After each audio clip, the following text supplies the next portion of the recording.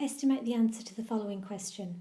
813 multiplied by 19.8 divided by 97.6.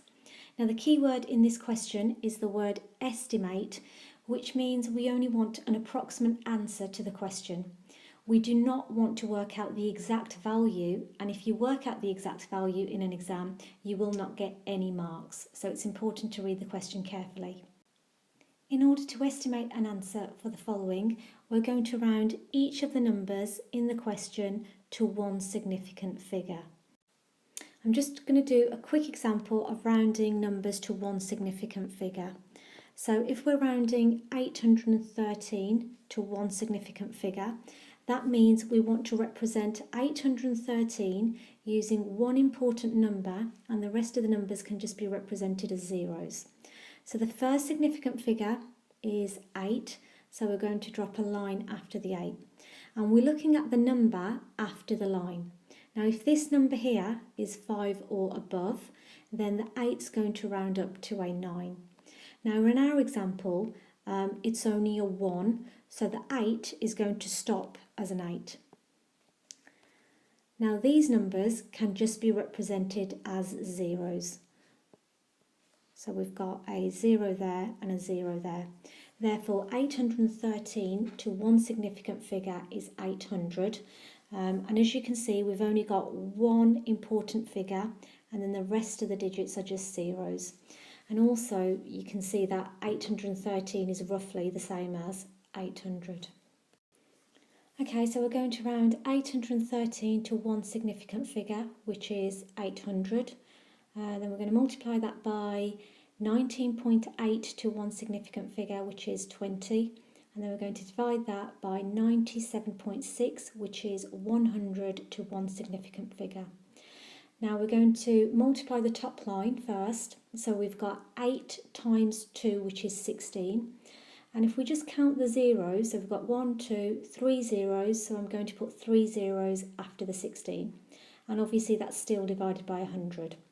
Now using place value, I can work out 16,000 divided by 100, which is 160.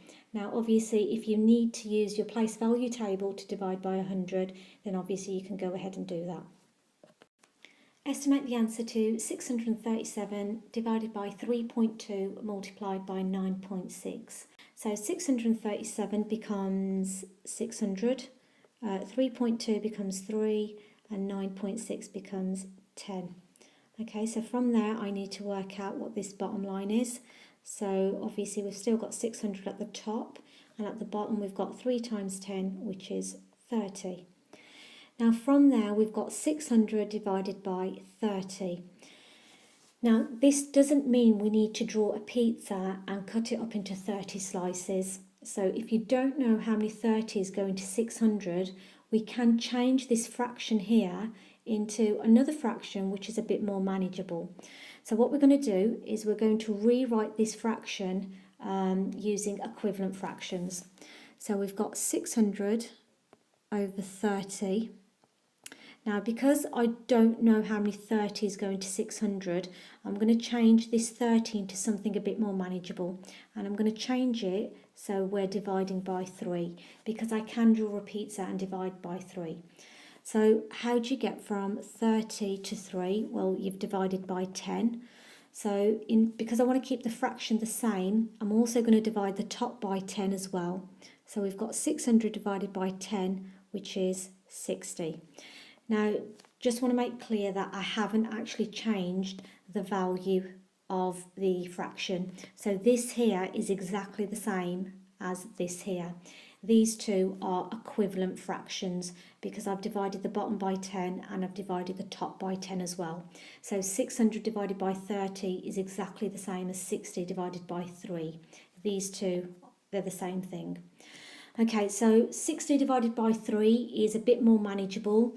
So you can use a pizza if you don't know what the answer is, but 60 divided by 3 is 20.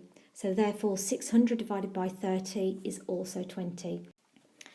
So again, rounding to one significant figure, we have 70 multiplied by 6 divided by 0.2. So working out the top line, we have got 420 divided by 0.2. Because I don't know how many 0.2s there are in 420, I'm going to change 0.2 into something a bit more manageable. So I'm going to use equivalent fractions. So I'm going to change that to 2. And then I'm going to ask myself, how do you go from 0.2 to 2? Well, you've multiplied it by 10. So I also need to do the same to the top, which gives me 4,200. Now this is something which is a bit more manageable because 4,200 divided by 2 is 2,100.